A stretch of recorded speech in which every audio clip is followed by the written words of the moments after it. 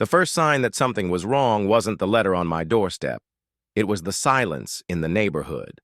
Lawns trimmed too perfectly, cars parked with military precision, people lowering their voices whenever I walked by. It felt less like a community and more like a stage where everyone knew their lines. Everyone except me. That letter, stamped with the HOA's crest, was only the beginning. A violation notice, then another, each one more ridiculous than the last. My trash cans weren't aligned to regulation distance. My mailbox paint was the wrong shade of white. My garden, too wild for community standards. The same people who waved at me each morning had voted for these rules, and now they were sharpening them into weapons. At first, I thought it was just pettiness, but the deeper I looked, the clearer it became. This wasn't about grass height or mailbox colors. This was about control, about power. And someone in that HOA had decided I was the enemy. What they didn't realize was that I don't break easy. They pushed, and I pushed back. They tightened their grip, and I found the one thing they couldn't regulate, couldn't fine, couldn't take away. Because here's the truth about people who build their little empires on fear. They never see it coming when the ground shifts beneath them. So when the HOA came for me, they thought they'd win. But they had no idea what was buried in the history of my land, or how far I was willing to go to protect it. And in the end, it wasn't me who drowned, but them. Would you have fought back? Or would you have let them bury you in silence?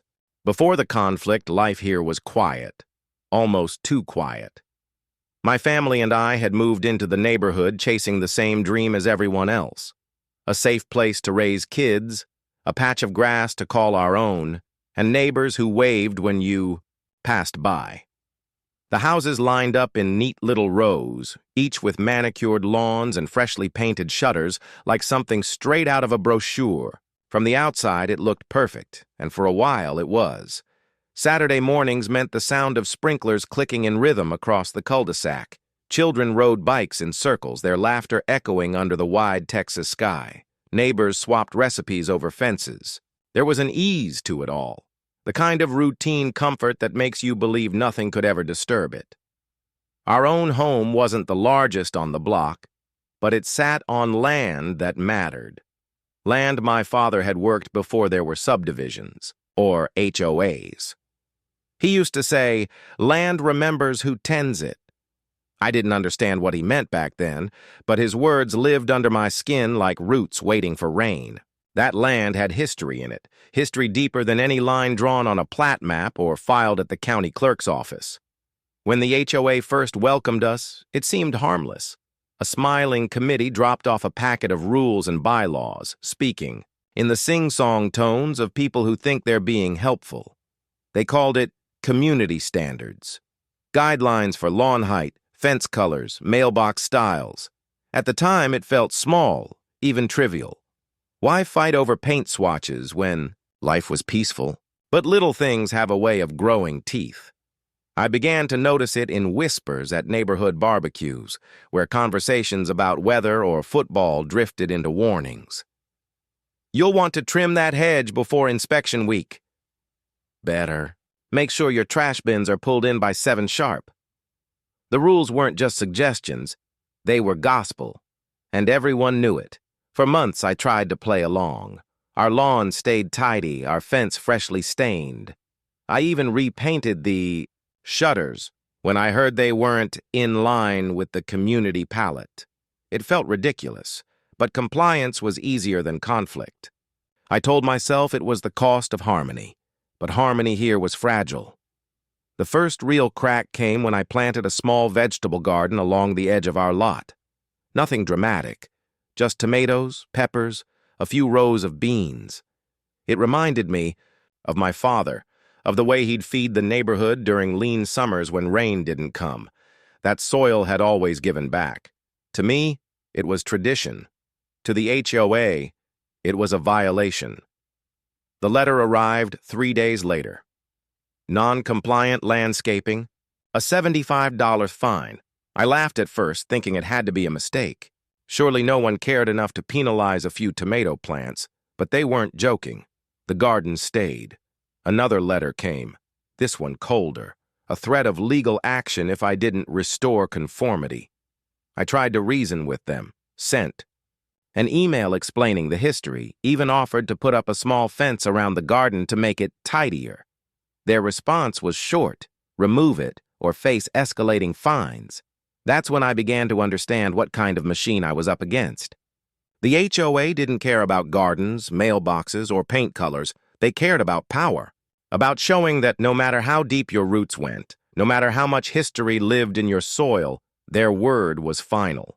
Neighbors who once waved grew distant. Some avoided eye contact altogether.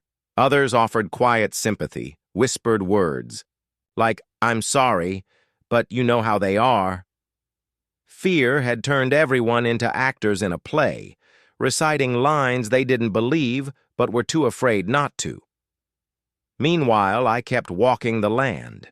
The garden grew, stubborn and defiant, even as letters piled up on my porch. And in the quiet of evening, I noticed something strange about the new houses going up along the far side of the creek.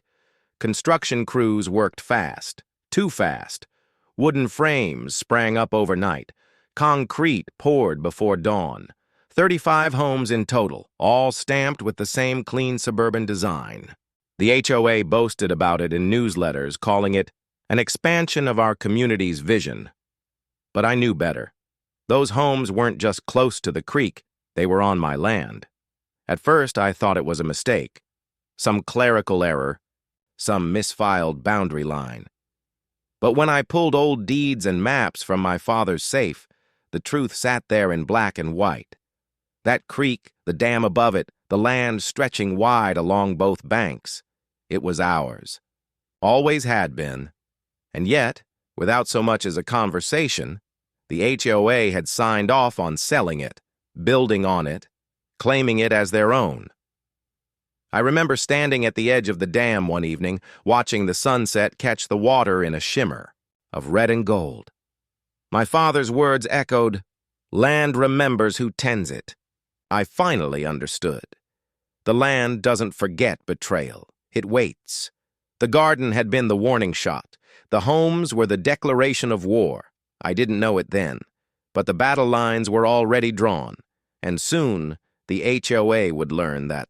Their glossy brochures and bylaw binders were no match for the history buried deep in this soil. The first fine had stung, but I told myself it was just a misunderstanding. By the third one, I realized there was no misunderstanding at all. The HOA had decided I was their target, and they weren't going to stop until I broke. They came after.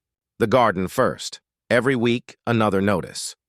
Remove unauthorized plantings. Failure to comply will result in escalating penalties. I ignored them, and the fines piled higher, stacked like insults in my mailbox. But the strangest part wasn't the fines, it was the speed. Every time I so much as stepped outside to water, someone was watching. A curtain shifted across the street. A car slowed at the corner. My neighbors had become the HOA's eyes, and I felt it like a net tightening around me, but the garden was just the opening move. The second wave came disguised as safety inspections. A man in a reflective vest, clipboard in hand, appeared on my porch one morning. He never introduced himself, never asked permission. He walked the perimeter of my home as though he owned it, snapping pictures of the siding, measuring the height of the grass. When I confronted him, he didn't even look me in the eye. "Just following orders," he muttered, and slipped away before I could stop him.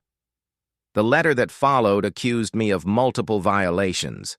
A crack in the driveway, a loose board in the fence, paint that had faded beyond acceptable community standards. Repairs were demanded within 30 days, or more fines would follow. That was when I realized this wasn't about maintaining appearances. This was about pressure. They wanted me drowning in notices, buried in fees, forced into compliance, or out of the neighborhood entirely.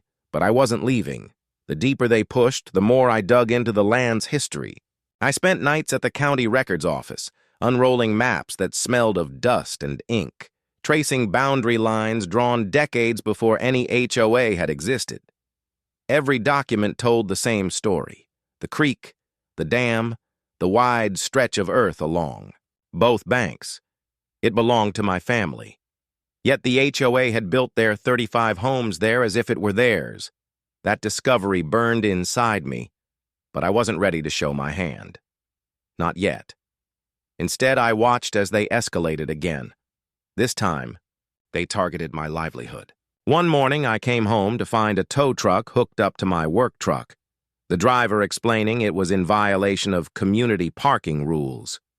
The truck wasn't abandoned, wasn't broken down. It was parked in my own driveway.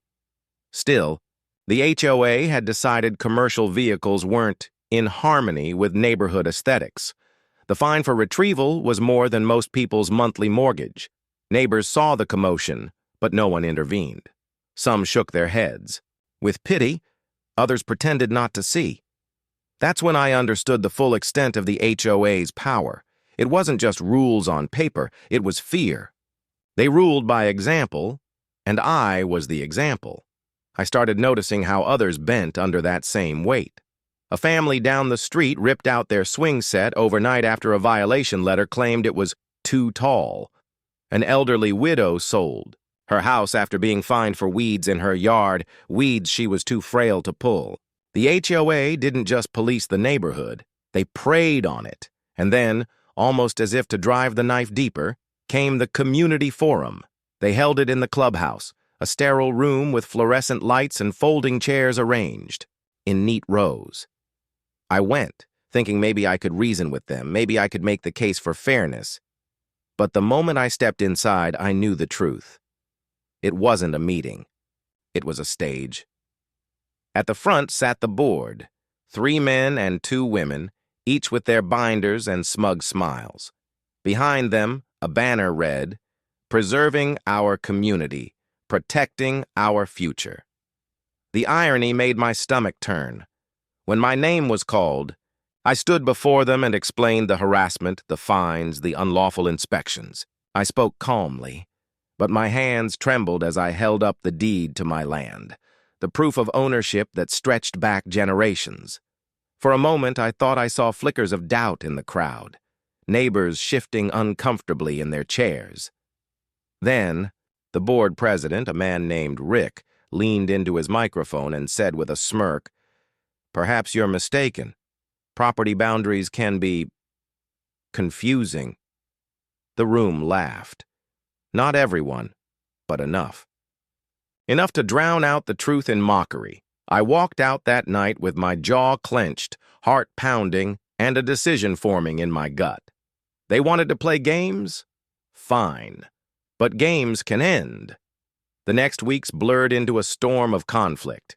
Crews arrived at dawn, hammering frames for more houses on the disputed land. Trucks rumbled down streets meant for children's bikes. Dust filled the air, coating cars and lawns. And every time I raised a concern, the HOA dismissed me as a troublemaker. Then came the lawsuit. A thick envelope slid under my door, announcing the HOA's intent to sue me for defamation and obstruction of community growth. It was absurd, baseless, but terrifying all the same. They weren't just fining me anymore. They were trying to bleed me dry through court. That night, I sat alone on the porch, staring at the creek. The dam loomed in the distance, silent and steady, holding back more water than most people could imagine. My father had built it not for profit, but for survival, for neighbors who once trusted one another. It had stood for decades, a quiet reminder of resilience. And as I watched the moonlight ripple across the water, I realized something. The HOA had built their empire on land they didn't own, propped up by arrogance and lies. And empires built on lies eventually fall. The question was how. I didn't sleep that night. My mind raced with possibilities, each more dangerous than the last. But one thought kept circling back, like a moth to flame. The dam. That dam was power. More power than any letter, any fine, any lawsuit. It was the one thing they couldn't regulate, couldn't threaten, couldn't control. It sat there, silent, waiting. And in that silence, I felt a shift. The fear that had weighed on me for months began to loosen its grip. For the first time, I wasn't the one trapped. They were. They just didn't know it yet. But they would. Soon. It all came to a head on a Thursday morning in late spring, the kind of morning where the air feels heavy even before the sun is high. I woke to the rumble of machinery on the creek banks, louder than ever, the sound of steel biting into soil. The HOA had moved fast, too fast. Against every protest, every deed I waved in their faces, they had poured more foundations, hammered more frames, planted their flags deeper into land that wasn't theirs. That morning, though, something was different. I walked down to the edge of the property and saw a fleet of trucks, not just contractors, but HOA board members themselves, standing in pressed polos and designer sunglasses, pointing, giving orders like generals. Rick, the president, stood at the center. He caught sight of me, smirk curling his lips, and raised a hand in mock greeting. "Morning," he called across the dirt. "Thought you'd like to see progress." Progress. That was the word he used to describe theft. I felt the anger rise in me like heat off the asphalt. For months, I had played defense, enduring fines, lawsuits, humiliation, harassment. They thought they had broken me. But standing there, watching them command crews on land my father had bled for, land our family had safeguarded for decades, something inside me snapped. It wasn't fear anymore. It wasn't even anger. It was clarity. I turned without a word and walked back toward the dam. That evening, they held another emergency meeting at the clubhouse. I wasn't invited, but I went anyway. The room was packed, residents shoulder to shoulder, whispering as I pushed open the double doors. Heads turned. Some faces looked away, guilty. Others burned with curiosity. And at the front of the room, Rick leaned back in his chair like a king waiting for the jester to perform. "Ladies and gentlemen," he said smoothly, "we've called this meeting to address certain disruptive claims made by a resident." His eyes flicked to me. It seems someone is confused about community property boundaries and ownership rights. Unfortunately, these baseless accusations have only distracted from the growth and prosperity of our neighborhood. I say, ripple of uneasy laughter moved through the crowd. My fists clenched. I stepped forward, pulling from my bag the maps, the deeds, the county records. I laid them on the long table in front of the board. "This land," I said, my voice steady, "isn't yours. It never was. My family's name is on every record, every plat. You've built 35 homes on property you don't own." For a heartbeat, the room was silent. Then Rick leaned forward, flipping through the papers with exaggerated disinterest. "Cute," he said, "but paperwork can be misleading. Deeds get outdated, surveys change. And besides," he spread his arms as though presenting a gift. "Look around. Those homes are already here. Families are moving in. Are you really going to tear down people's dreams just to cling to some dusty old claim?" Gasps and murmurs rippled through the room. He was twisting it, turning me into the villain. And for a moment, I felt the weight of all those eyes, the judgment, the isolation. Then I remembered something my father used to say. The land doesn't lie. It remembers. I drew a deep breath. "You built on floodplain," I said quietly, almost gently. "Every single one of those homes sits on ground that was never meant to hold them. And you've tied them all to a dam you don't control." That silenced even Rick. He blinked, the smirk faltering just for an instant. I pressed on. "You've spent months fining me, suing me, threatening me. But the truth is, you've chained your entire empire to a wall of water. And when water wants to move, no bylaw in the world can stop it. A collective shiver went through the room. People shifted in their seats. Some looked scared. Others looked angry. Angry not at me, but at the board. Rick slammed a hand on the table. Empty threats. Desperation from a man who can't accept change. Security. Escort him out. 2 volunteers moved toward me, but I didn't resist. I let them push me out into the night. Because the point had been made. The seed had been planted. And fear grows faster than grass. The days that followed were chaos. Word spread like wildfire. Neighbors whispered about floodplains and hidden risks. Some demanded answers from the board. Others started packing, unwilling to gamble their lives on houses built on stolen ground. The HOA scrambled, issuing newsletters full of reassurances, calling me a liar, a saboteur, an enemy of community unity. But the doubt was there now, and doubt is a poison you can't flush out once it seeps in. Still, Rick doubled down. Construction continued. Foundations poured. Fences went up. Every day the sound of hammers and saws pounded against my skull. They thought if they built fast enough, if they moved quick enough, they could finish before the truth caught up. But the truth doesn't wait. The breaking point came during a storm. Rain hammered the valley, a relentless downpour that turned streets into rivers. I stood at the dam that night, flashlight beam cutting through sheets of water, watching the water rise higher and higher against the wall. The roar of it filled. My ears deafening, a voice older and stronger than any boardroom decree, and for the first time I felt no fear, only inevitability, because the land remembers, and the land was ready to speak. The next morning, the HOA gathered on site with county officials, reporters, even a few investors. They planned a ribbon cutting for the new homes, a celebration of community expansion. Rick stood at the podium in a crisp suit, smiling for the cameras. I stood at the back of the crowd, soaked from the storm, mud on my boots, heart steady. Rick lifted the scissors for the ribbon.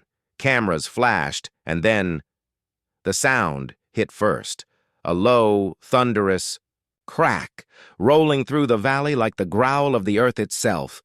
Heads turned, murmurs rippled. Someone shouted. And then the water came. A wall of it surged down the creek bed, foaming, unstoppable, carrying branches, debris, fury. It tore through half-finished frames, splintering wood like matchsticks. Concrete foundations buckled and cracked. Yards vanished under brown torrents. The 35 homes the HOA had claimed as trophies crumbled in seconds, swallowed whole by the flood. Screams filled the air. People scattered, clawing for higher ground. Officials shouted into radios. The board stood frozen, faces pale, their empire dissolving before their eyes, and in the middle of it all, Rick turned and locked eyes with me. His smirk was gone. His arrogance gone. In its place was raw, unfiltered fear. He opened his mouth. But no sound came, because what could he say?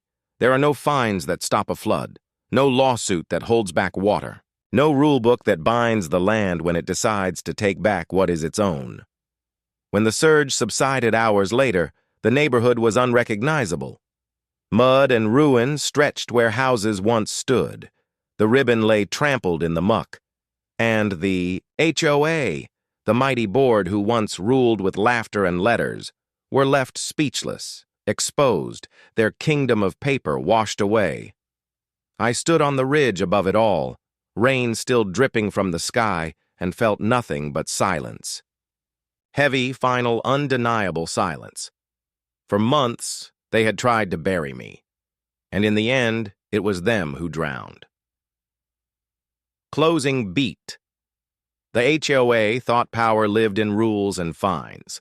They thought signatures and threats could bend the truth. But the truth doesn't bend, land doesn't forget, and water doesn't forgive.